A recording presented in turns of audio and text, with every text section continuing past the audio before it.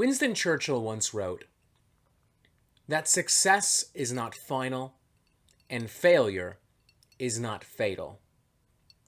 It is the courage to continue that counts. With all due respect, Mr. Churchill, it's very clear you've never met Jeremy Spencer. Because his continuous failures are most certainly very fatal.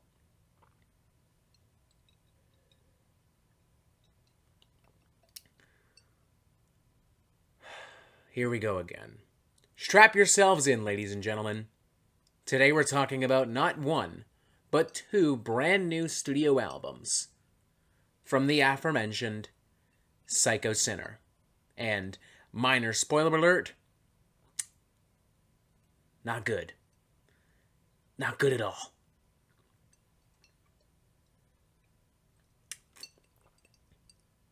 Yeah. If you're familiar with the Metal Meltdown in any capacity, then there's a good chance I won't have to explain who Synner are. But just in case, since they're not exactly the most well-known band on the planet, allow me to offer a very, very brief explanation. Synner is the latest incarnation of an ongoing project from one Jeremy Spencer, who up until a few years ago was best known for his work with Five Finger Death Punch. I say latest incarnation because this project, now titled Synner, has gone through quite a few phases and changes over the years.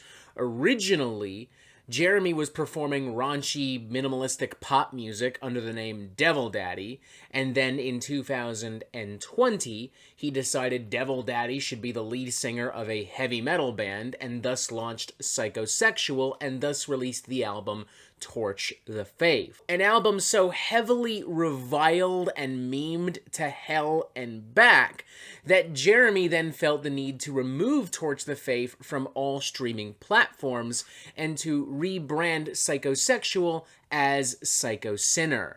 And through Synner, Jeremy then released 9 studio albums in November of 2021. Just barely 10 fucking months ago. They were, to be blunt, horrible. All of them horrible for their own unique reasons, but also all horrible collectively for the exact same reason. The music was edgy, derivative, stupid, juvenile, gross, some of the worst lyrics, some of the laziest fucking hooks. Period. Ever. End of story. And the collective assault of all 9 studio albums at the time left me somewhat speechless. I wasn't sure how to rate all 9 albums, so I didn't actually properly rate them. I ended the review saying that all 9 albums were a Synner out of 5, and that was it.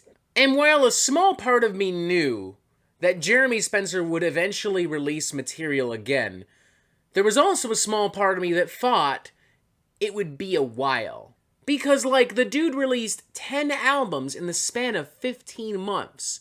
At a certain point, there's only so much you can half-ass something when you're releasing 10 albums in the span of 15 months. That's a lot of work. I know I sure as hell would want to take a vacation after doing so much, after releasing so much music in what is realistically not that massive of a period of time.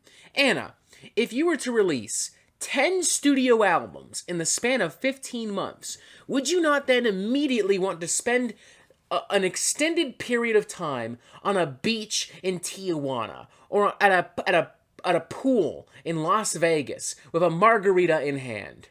Yeah. Right? Yeah. That's what I would want to do. That's what I want to do right fucking now. And I haven't done shit today except this.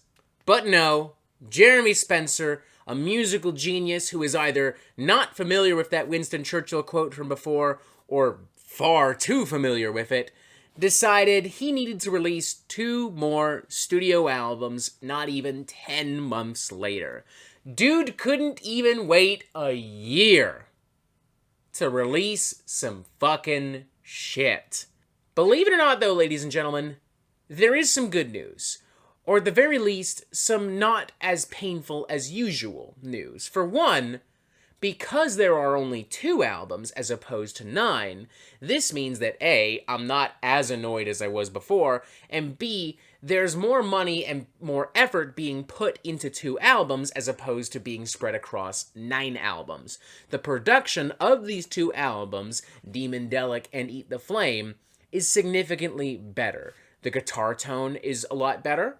It has a nice, crunchy, beefy sound and feel. It has a metallic sheen to it. Bass is surprisingly prominent at the forefront of the sound for time to time. The drums sound pretty good. There are synthesizers and trumpets and horns, and at times these records even adopt a kind of symphonic bombast that I associate more so with symphonic metal, as opposed to, stupid, dumb, generic American butt rock. Also, unlike with the 9 studio albums that Synner released last year, there is a slight difference in tone across the 2 records. Demondelic is a more psychedelic affair, and at times even musically more diverse, whereas Eat the Flame is bigger, louder, edgier, and more of an atypical heavy metal record. Also, Demondelic, the title track from Demondelic, honestly, not a horrible song. Not a great song, but not a horrible song. I would say it's one of the better tracks that Synner have released, well, ever. Not so much because of anything Jeremy Spencer does as the character of Devil Daddy or Grim Synner or whatever the fuck he's calling himself nowadays, but more so because of one Dave Windorf of Monster Magnet fame. I'm not even a huge fan of Monster Magnet, to be honest, but, Dave has a strong voice, a lot of passion, a lot of soul, a lot of grit, and that works pretty well alongside the colorful, edgy rock melodrama of Demondelic. It's not bad. It's not amazing, but it's not bad.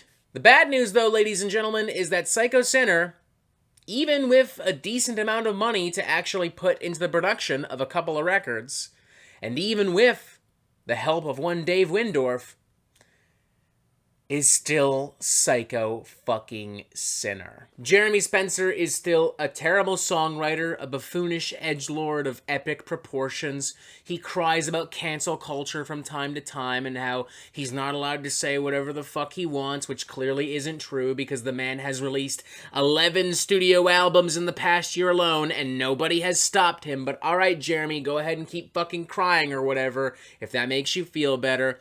He's still writing about his rape and murder fantasies across both of these albums, saying some truly disgusting and abhorrent shit that even the likes of Cannibal Corpse and Dying Fetus and Devourment would look at and be like, yeesh, take it down a notch, buddy.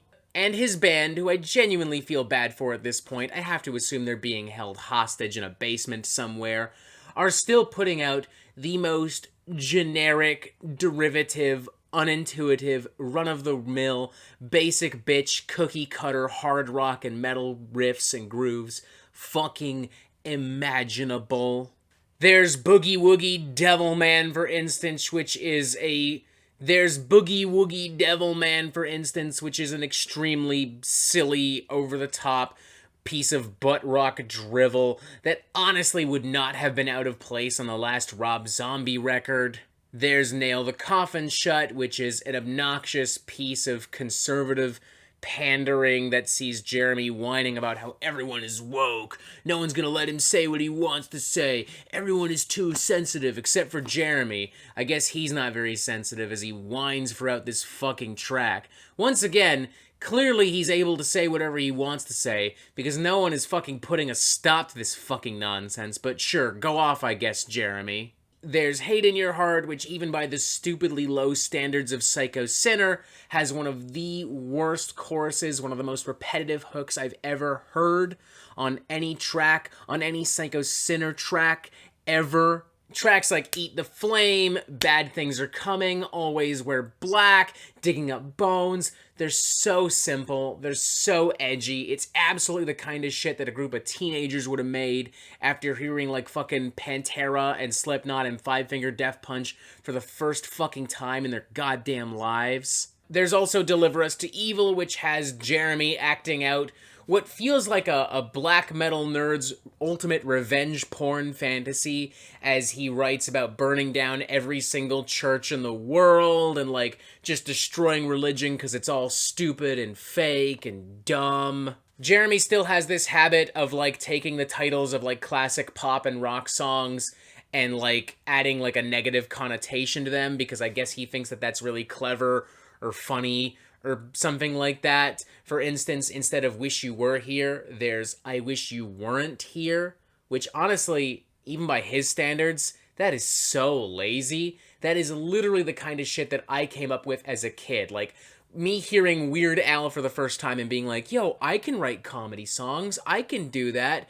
Yo, instead of We're the Champions, what if it's We're the Losers? Like, it's that level of, like, fucking intelligence and artistic integrity and shit.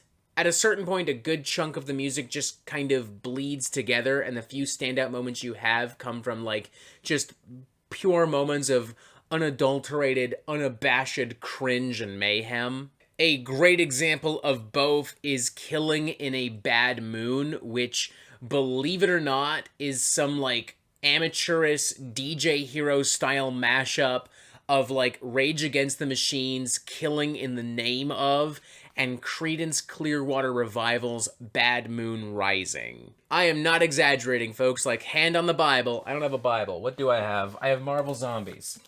This counts as a Bible, right? So, hand on the Bible, aka Marvel Zombies. I'm not exaggerating. This track is the instrumental cut of Killing in the Name of, plastered with Devil Daddy doing the worst karaoke imaginable of Bad Moon Rising.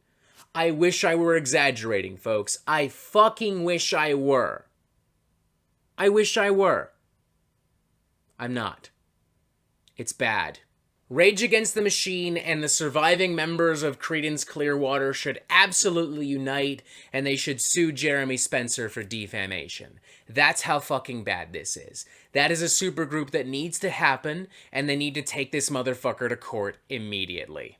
Jeremy as a singer is still nothing to write home about. He's not particularly expressive. He doesn't really have much range or power in his voice. He's either doing, like, a really, really bad kind of, like, goth rock kind of vocal thing where he's like, I wanna eat your shit tonight. Or he's doing the most basic bitch death metal, metalcore gutturals and screams imaginable. It's just so fucking bad, ladies and gentlemen. And it's not even fun bad anymore.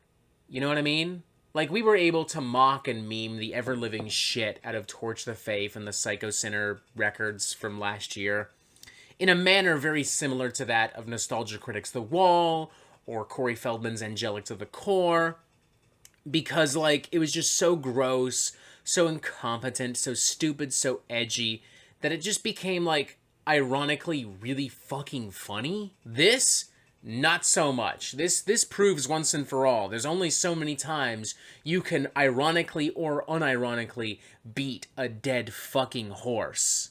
I would plead with Jeremy to stop, to move on to something else, but I don't think it matters. He's probably got like another 13 fucking records ready to go for release next fucking week, because apparently that's the kind of guy he is. I'll give him credit, he's got great work ethic with that in mind. Almost like King Gizzard and the Lizard Wizard, just constantly shitting out records.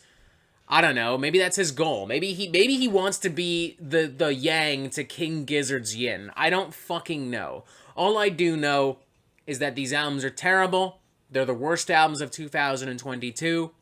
I hate them. I wish Jeremy nothing but pain and misery. I can't wait to hear him continue to cry and moan about how everyone wants to cancel him. about how everyone else, you know, they're biased and they're not giving him a fair chance, even though we've given him like so many fucking chances over the past few years. Like, at a certain point, Jeremy, like, read the fucking room. We're done. I'm done. Just stop it. Please. Get help. For the love of fucking God. Demondelic and Eat the Flame. Psycho Synner out of 5. Yeah. Fuck this band. Fuck these albums. Psycho Synner is the worst metal band ever.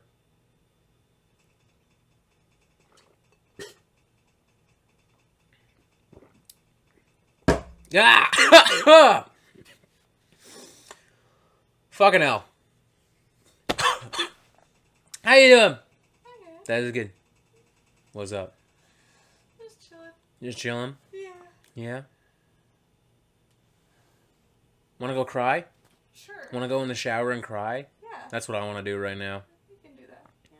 I got time. Fuck this album forever. Subscribe. Other videos. Fuck you, Jeremy. Eat my shit. Alright, it's cry time. Let's go.